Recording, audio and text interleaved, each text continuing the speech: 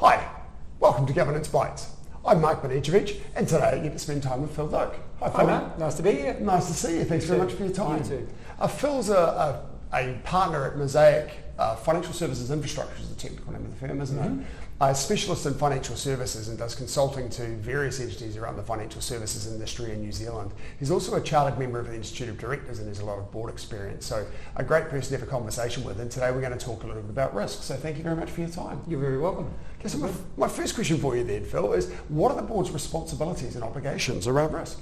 Well, I mean, ultimately the board has carriage of an organisation's purpose and its business strategy, and you know, understanding how that plays out over time and the risks to fulfilment of the purpose and the strategy sits with the board. I was actually on a webinar yesterday where there was an interesting quote coined around risk brings strategy to life. I thought that was quite an interesting little anecdote. Yeah. You know, and so ultimately the buck stops with the board. But I think it's important to understand, the board isn't responsible for the day-to-day management of risk. It sets up the oversight of it, and we'll chat a little bit more about how that plays out. But in terms of the management of both financial and non-financial risk, that sits with the board. And I guess I'd add, it's not just about risk avoidance. It is about risk management. And there's plenty of examples over time where business models have been disrupted because there was the appetite to actually take risk to pursue it through the strategy of a business wasn't necessarily there. So I think the responsibilities sort of come down to establishing what the risks are, the conversation about what the appetite for risk is, what's the strategy to manage it, practically how that's going to play out through the organisation, how do you oversee the implementation of risk. Does the business is it resourced well with the right skills and expertise to do that? And then I think another key part of it is ensuring there's, you're there as a director to hold management to account at the end of the day, and how you do that in the risk, context sort of fits with part of the, what the objectives are.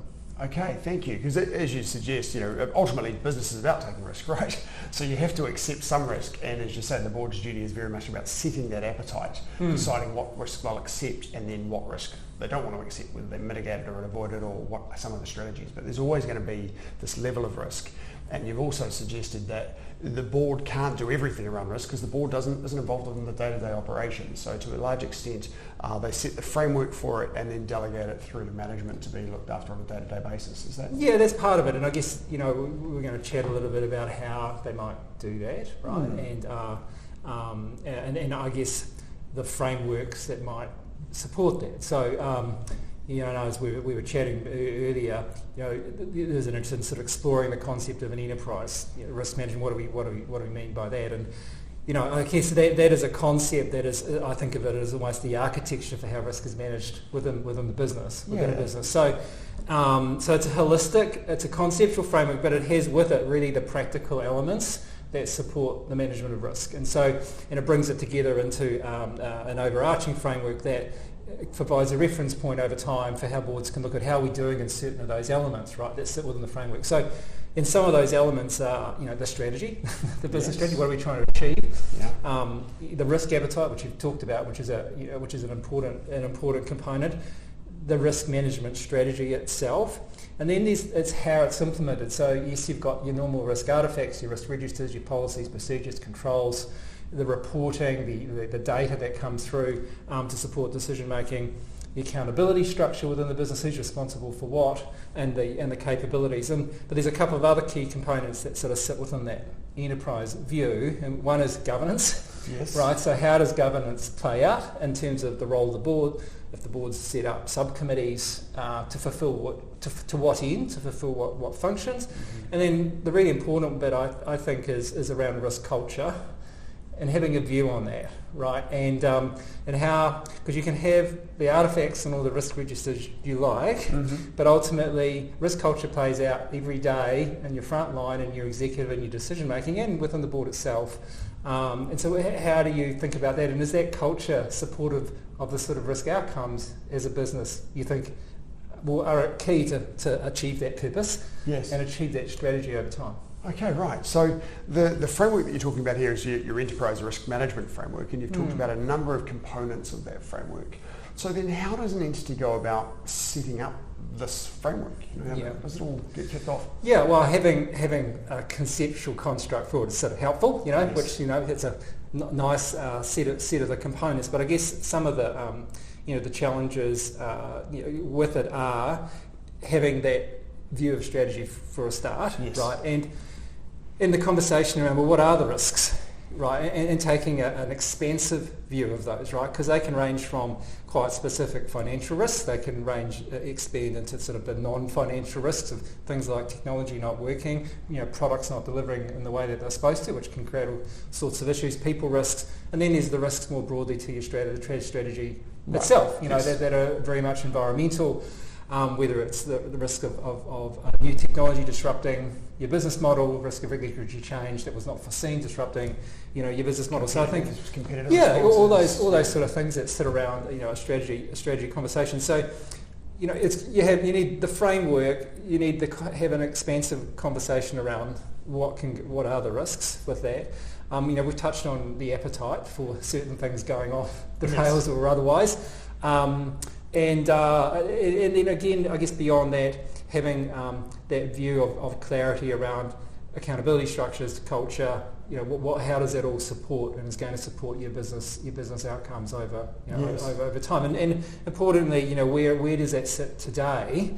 So I think sometimes I've been involved with clients where we've got the framework, and it's been helpful to cast a lens over the organisation using the framework today. Yes.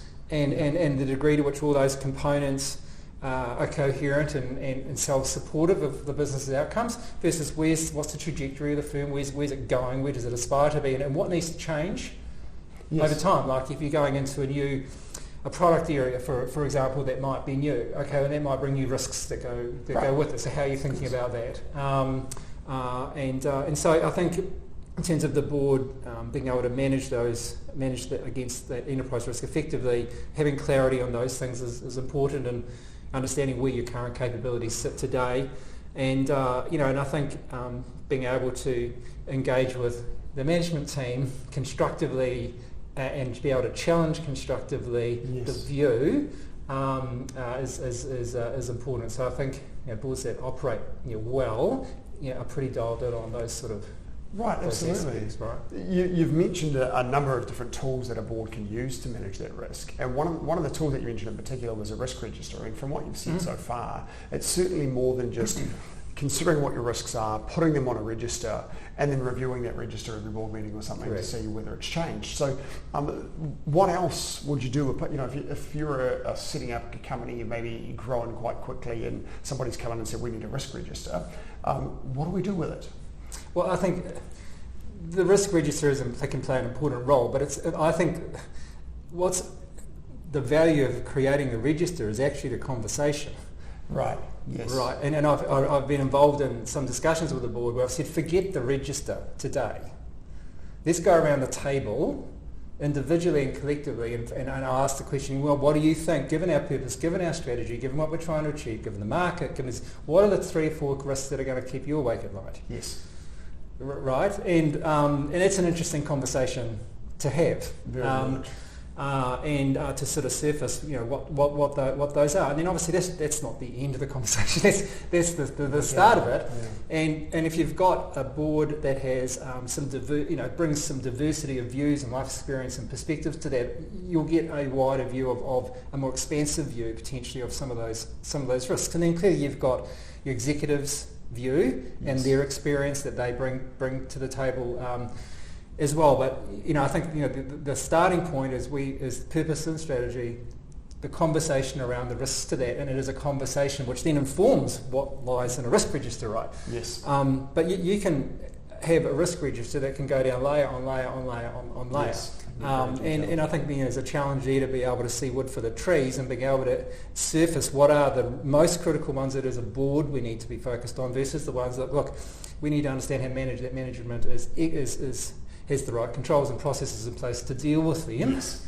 Right, but we need to particularly focus on these things, and that's not a set and forget. No, right. No one probably had COVID on the risk register.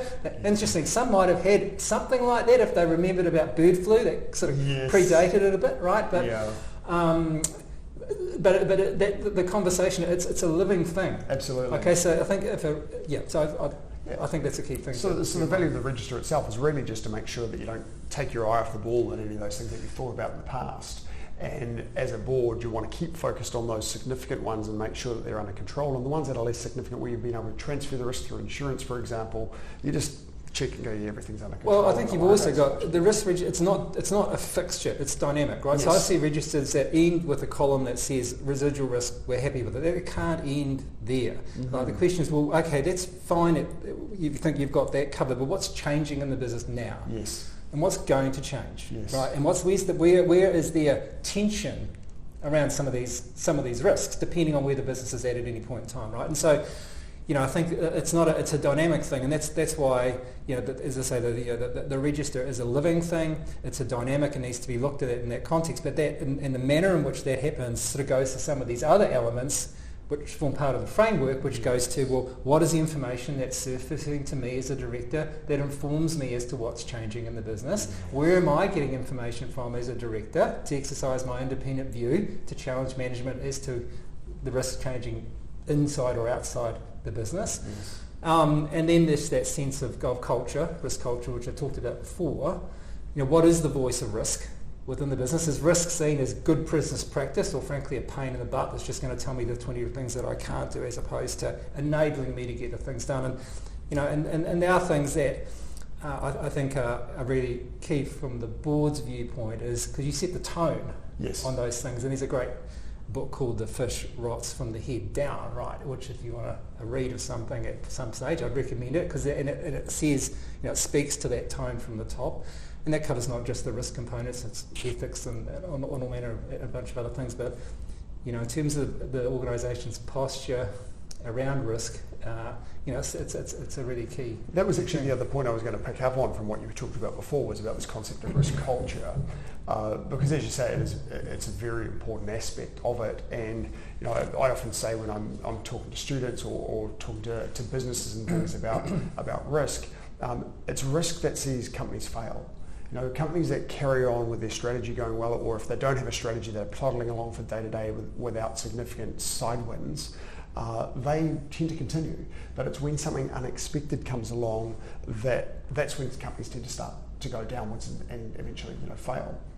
So managing risk is such an essential element, and as a company gets bigger, as you say, the culture around risk is very important. So what does the board's involvement in establishing that risk culture and making sure that it is right for the risk appetite of the board?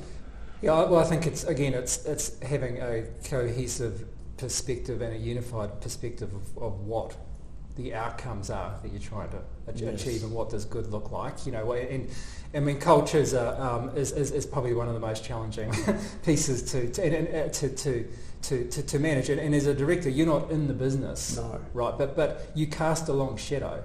Yes. Right, and it's something I was always told, as an executive and moving to a senior executive position, don't underestimate the length of the shadow that you cast, based on what you say, what you do, and as much what you don't say and what you don't do. Right, yes. Right? So as a director, you're not in the business, right? But your tone, whether the message you're giving bad news is shot or otherwise, that tone sends ripples through the organisation to differing degrees. Yes. And the dynamics there can play out. So I think there's a starting conversation to understand what is our posture as a board, what is the messaging, yes. How do we want our business, whether it's the business or the administration, the NGO, whatever it is, it has the same effect. What is the messaging we want people to feel about risk? Is it okay to make a mistake? Yeah. Is it okay to speak up?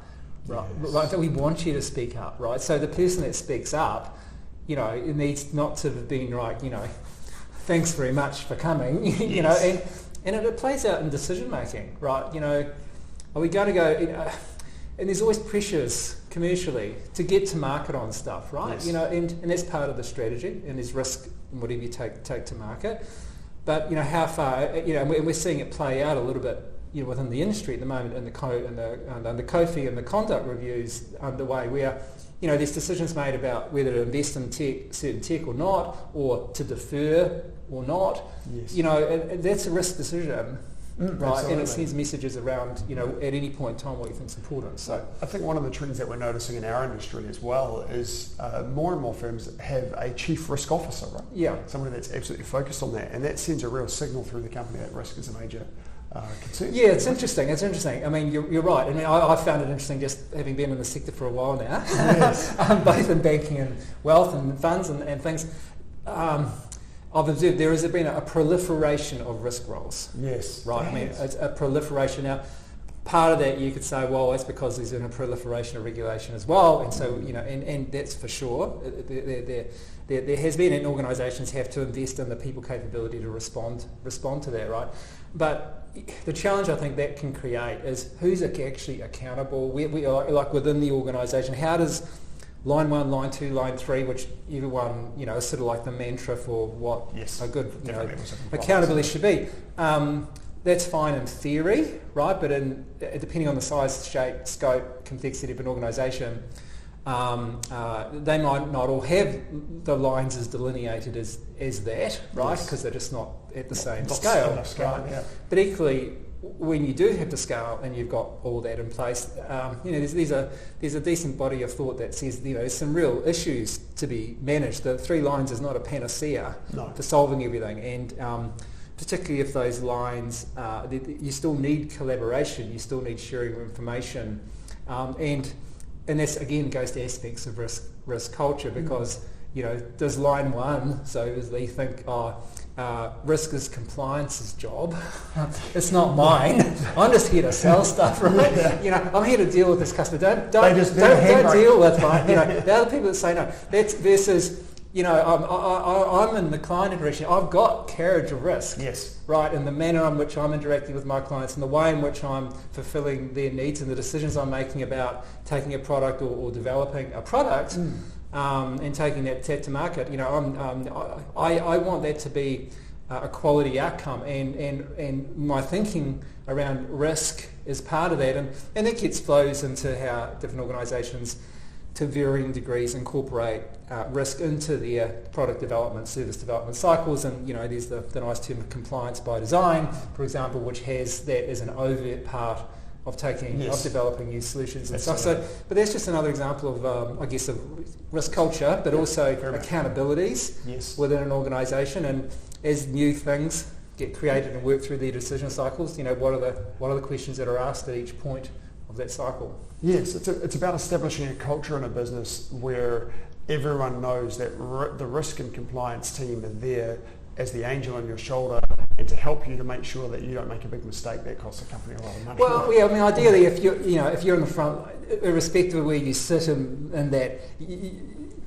culturally, you're trying to do the right thing. Yes. And also, you're empowered to do the right thing. And increasingly, you're seeing the development of supporting technology, sort of tech platforms, if you like, that can take things like complaints and incident management and those things. They're right in the front line. Yes. Right. So, and there's some pieces around that, around educating, what is or isn't significant, but to be able to capture that insight at the front line and have front line, feel that they're part of that. Yes, and then that generates insights that the compliance line 2 teams can, and or line 1 quality assurance teams can review and draw insight from. So increasingly, you're seeing the ability to leverage technology to help with some of those things, but like all technology, whether it's that or a CRM platform, it's about behaviours and education as well. And and it's interesting, even when you think around things like incidents, depending on the person who sees that an incident, they might look at it and go,